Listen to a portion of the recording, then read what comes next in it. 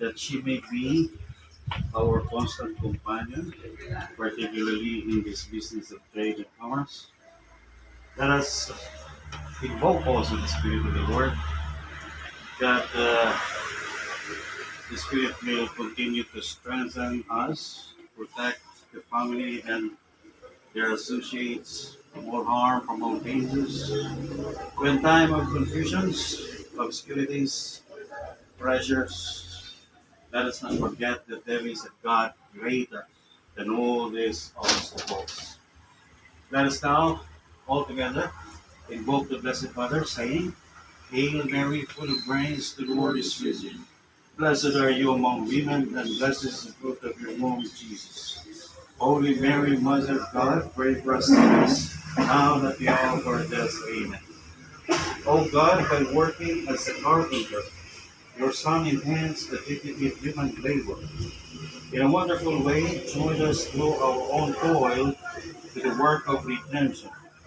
Through the blessing they seek, strengthen all those who do business in this place, and bless this home, turn it into a place that only Kay tayo mga po.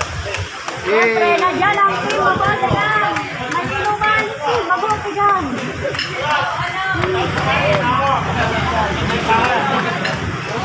Kaya tinabang ako sa lahat. Yun! Dito. Pang ano to? Pang... Meron na ako.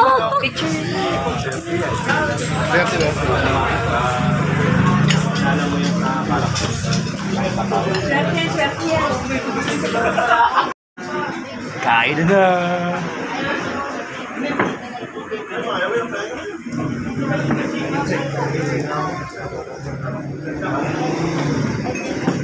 Yun! Yung sarap. Thank you ah. Kain tayo, kain na.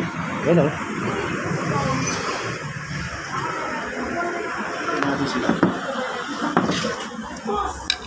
Lagi pa na pagkakagalingan ko. Ano ba siya? Kabite. Oo, kasi hindi niya na ano yung motor eh. Hindi niya nakuha. Kala ko nga nakuha niya agad doon.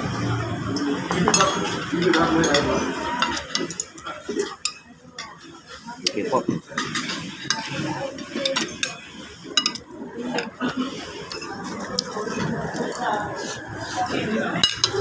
Ano so? Ano so? Hindi tawag, bukbang dito tawag. Kainan.